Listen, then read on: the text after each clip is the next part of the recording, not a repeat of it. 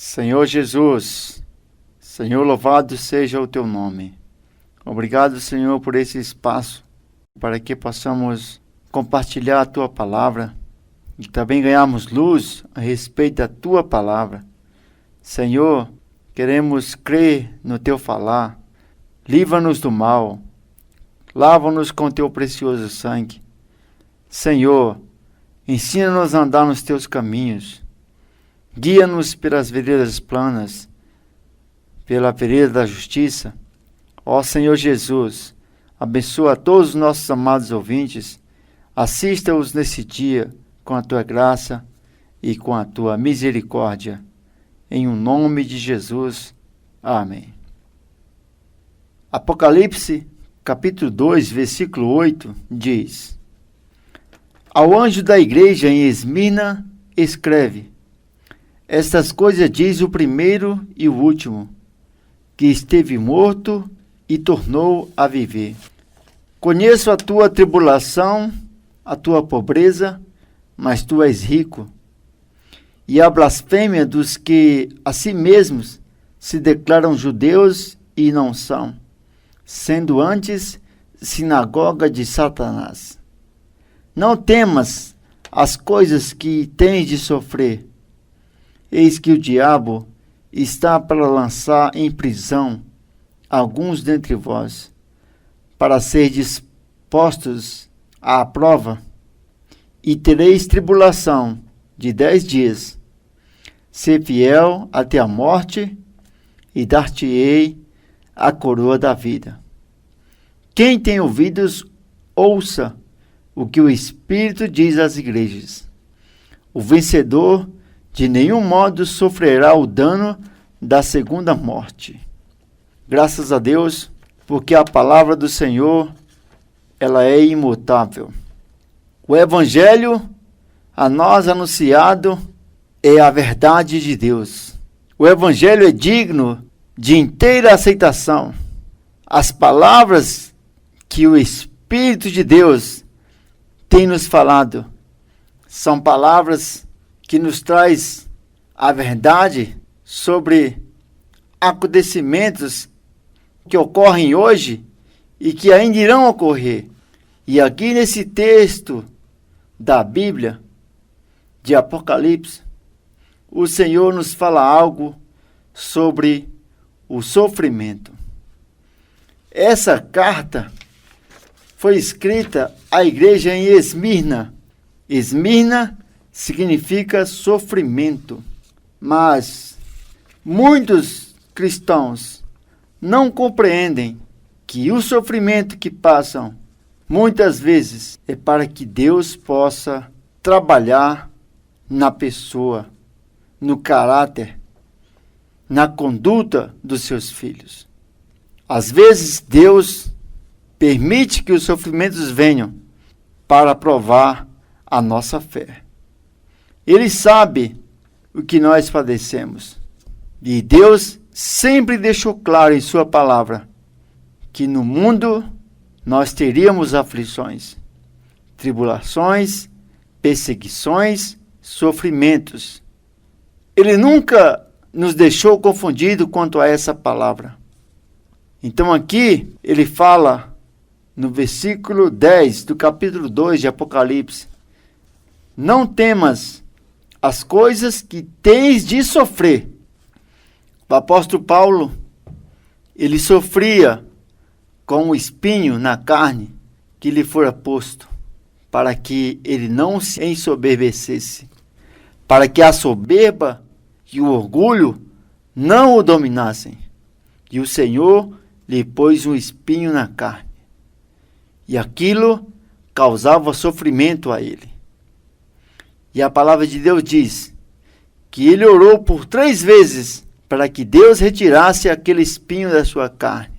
E o Senhor lhe disse: Paulo, a minha graça te basta. A graça de Deus, ela é superior ao sofrimento. A graça de Deus é superior ao abandono. A graça de Deus é superior à dor, à prisão.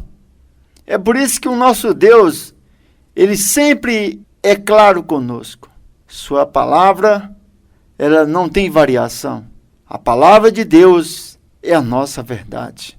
E Deus sempre nos encoraja a tomar a sua palavra como ela é e não como pensamos ou como outros falam, mas devemos tomar a palavra como verdadeiramente ela é. É por isso que o Senhor nos tem dado do seu Espírito para confirmar a sua palavra. O Espírito de Deus que habita em nós é para trazer confirmação da sua palavra, para testificar aquilo que Deus está falando. Então o Espírito de Deus, ele confirma a palavra de Deus. E o Espírito de Deus também rejeita aquilo que não é falado por Deus. É por isso que o Senhor espera que cada filho seu aprenda a ouvir as palavras de Deus e confiar naquilo que o seu Espírito está nos dizendo. Não temas, não devemos ter medo dos sofrimentos, não devemos ter medo das coisas que temos de sofrer. E o versículo continua: eis que o diabo está para lançar em prisão alguns dentre vós. O nosso Senhor conhece a nossa natureza. Ele sabe que a natureza humana, ela é obstinada. Ela não suporta ser restringida. A natureza humana, ela quer dar livre curso à sua vontade. O homem, ele quer dar livre curso ao que ele pensa, ao que ele quer. O homem por si só, ele não quer ter barreiras para fazer aquilo que está na sua mente e no seu coração.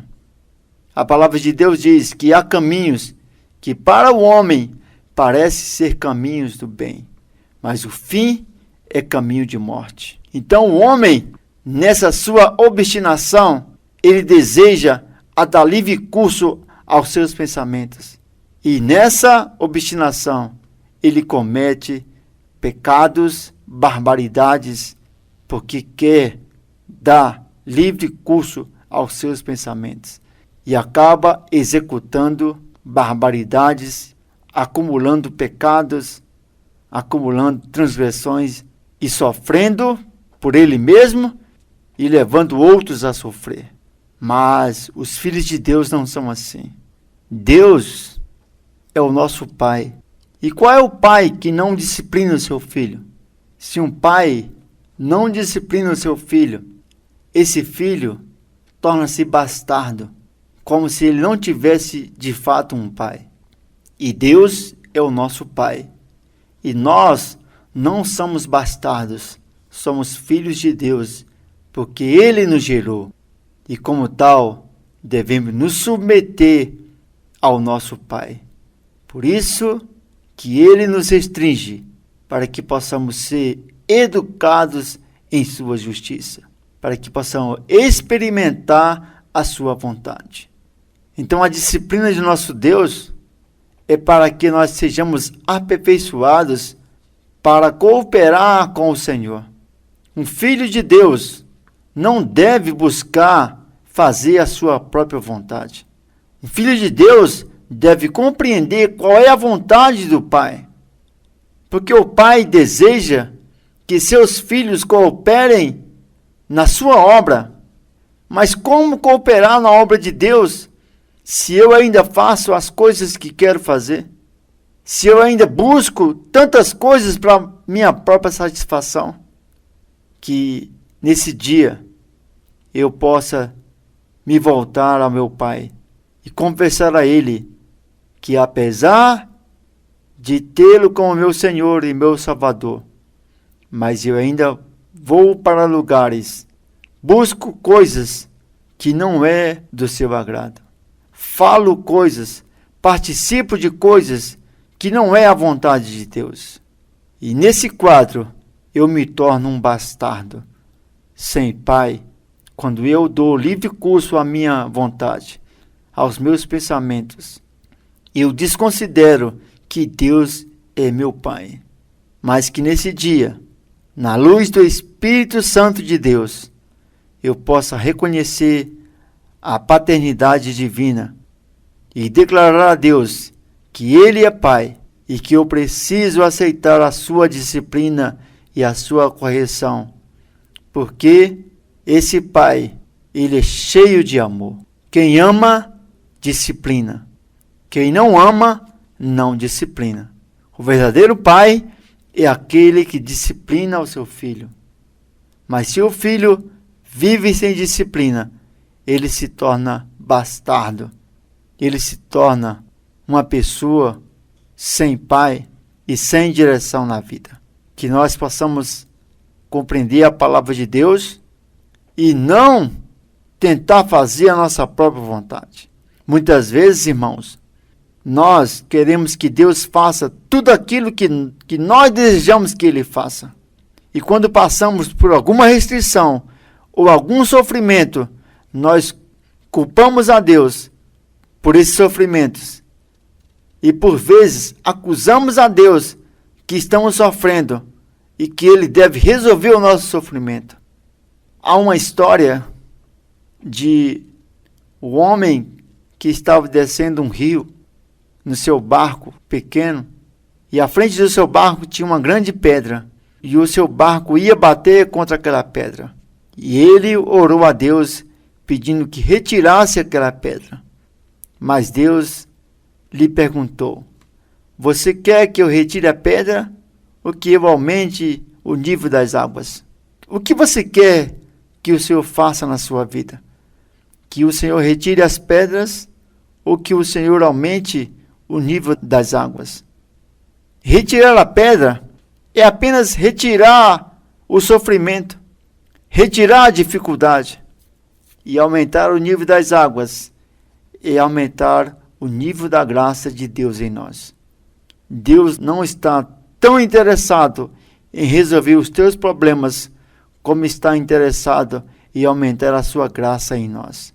Foi por isso que ele falou para o apóstolo Paulo: a minha graça te basta. E o apóstolo Paulo ganhou essa questão da graça. E em todas as suas epístolas, ele termina escrevendo: a graça do Senhor seja convosco.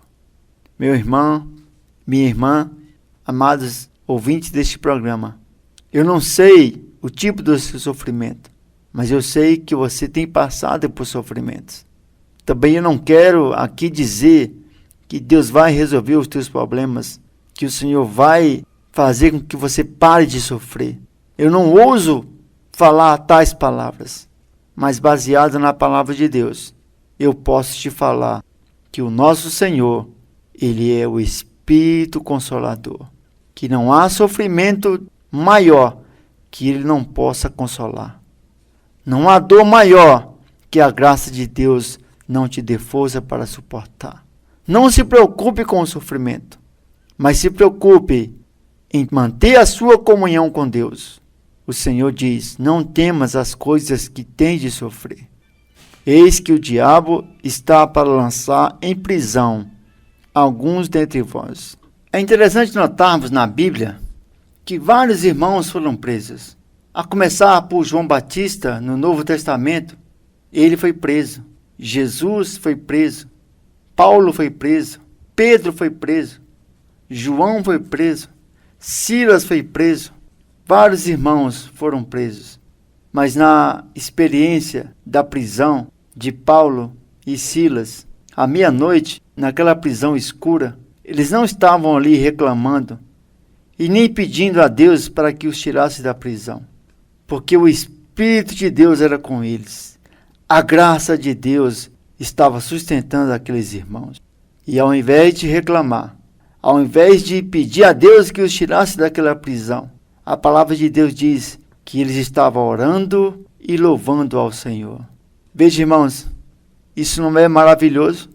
Mesmo numa prisão, mesmo numa restrição, você deve louvar a Deus. É muito bom ouvirmos do nosso Pai o sim, mas também é muito bom ouvirmos o não. O não do nosso Deus é para nos restringir a praticar a sua vontade.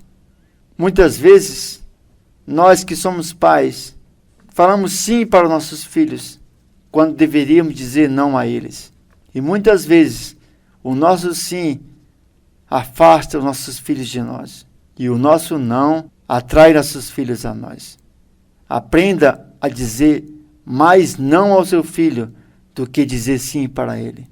A restrição do Senhor é para que possamos estar unidos a ele, mais perto dele. As restrições que o Senhor nos tem dado é para que possamos estar mais perto dele. Ainda que seja numa prisão, ainda que seja no sofrimento, ainda que seja numa dor, mas a graça do Senhor, ela nos basta. Você não sente que a graça de Deus te basta? Oh, como essa graça é maravilhosa. Como devemos ter o nosso coração grato a Deus por tamanha graça em cada um de nós. O Espírito que nos consola ante as prisões, ante os sofrimentos, ante as dores, ante as perseguições, as opressões, as tribulações, nós temos a graça de Deus. E para tocar nessa graça, basta que compreendamos que os sofrimentos, as prisões e as tribulações não são superior à graça de Deus. A graça de Deus nos basta. E no versículo 11, o Senhor conclui dizendo: quem tem ouvidos, ouça o que o Espírito diz às igrejas. O vencedor de nenhum modo sofrerá o dano da segunda morte. A palavra de Deus diz que onde está a morte, o teu aguilhão? Nem mesmo a morte tem força sobre nós, porque o Senhor já venceu a morte por nós. No mundo tereis aflições, mas tende bom ânimo, eu venci o mundo. Louvado seja o nosso Senhor. Que essas palavras possam penetrar no seu coração e que você possa ser suprido com essa graça e não olhar tanto para os sofrimentos. O que você prefere? Olhar para os seus sofrimentos ou para a graça de Deus que está em você? É preferível que você olhe para a graça. Ela nos basta. Que o Senhor nos abençoe no nome de Jesus. Amém.